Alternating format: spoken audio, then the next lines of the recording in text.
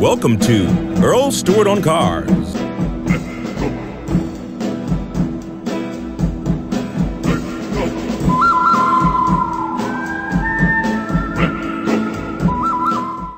Fleet sales are kind of like the dirty little secret of the industry. So the manufacturers are kind of a necessary evil.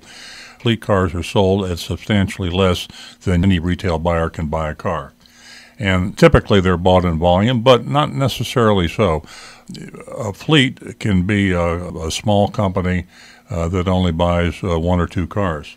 You have to register as a fleet. The car has to be used for not for your own consumption or your own use. The car has to be rented or leased, or it can even be a company that would buy one and uses them for company cars.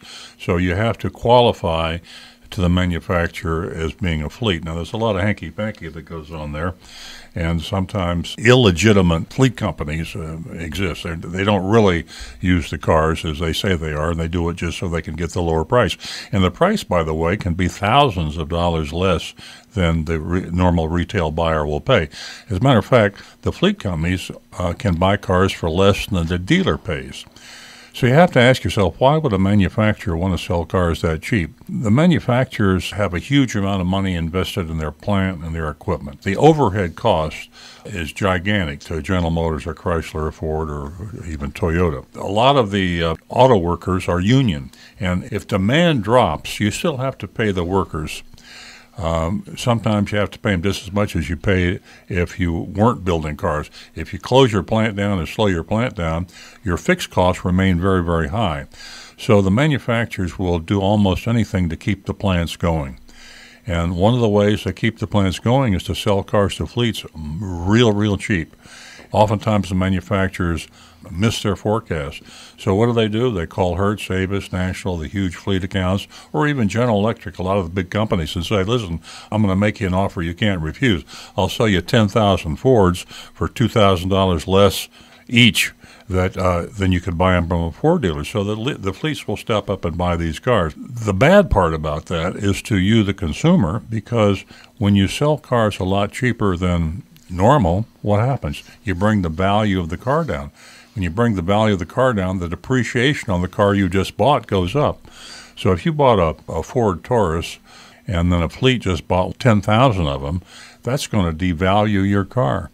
And if you look at the statistics on this, you will find that the cars with the least resale value, the cars with the greatest depreciation, Chrysler, General Motors, are also the companies that have the greatest amount of fleet sales. Honda, Toyota, the Japanese makes, Korean makes, they have higher resale value.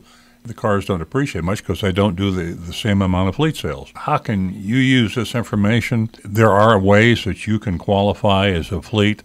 If you have a resale license, you can set yourself up as a leasing company. You oftentimes can get that fleet price from the dealer. So it's a little tricky, and it's something I don't recommend, but people do it. I have to be honest with you. People buy cars and get the fleet price who are not really fleet qualified. But it takes some deception to do it. It can be done, and it is done every day. Hundreds of thousands of cars are sold as fleets every year. And a lot of times the sales figures that you read of the number of cars that were sold by a particular manufacturer, a lot of times a big chunk of those cars were actually sold fleet. They call them fleet tail, a hybrid between retail and fleet. They call it fleet tail, and they allow the dealers to sell this fleet business. They allow them to call it retail for the purpose of incentive money. And so your retail figures that you see reported by all the big manufacturers oftentimes are inflated. I think that's deception. I think you're fooling your stockholders, you're fooling your buyers, your customers, into thinking that you're selling a lot more cars than you are, because when you sell these fleet cars, you're not making any money, and oftentimes you're losing money. So I wish there was a Wall Street Journal reporter out there listening to this. This is a scandal that needs to be reported on a national basis. Phony fleet buyers will buy cars from the dealer. Remember, they can't buy the car from the manufacturer. You buy it through the dealer.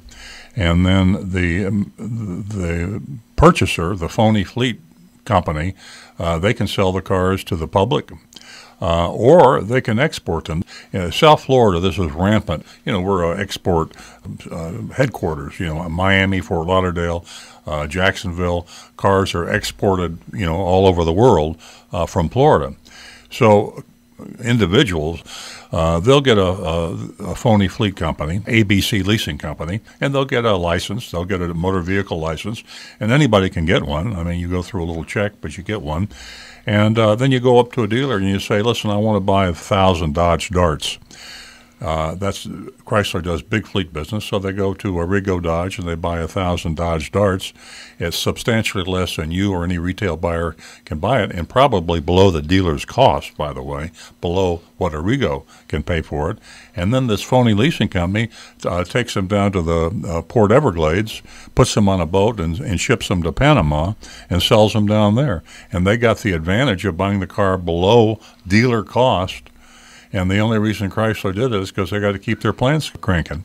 And they might have lost money on those cars themselves. Meanwhile, the phony fleet buyer makes a huge profit by shipping the cars to Panama or Venezuela, or for that matter, they can ship them to China, anywhere in the world.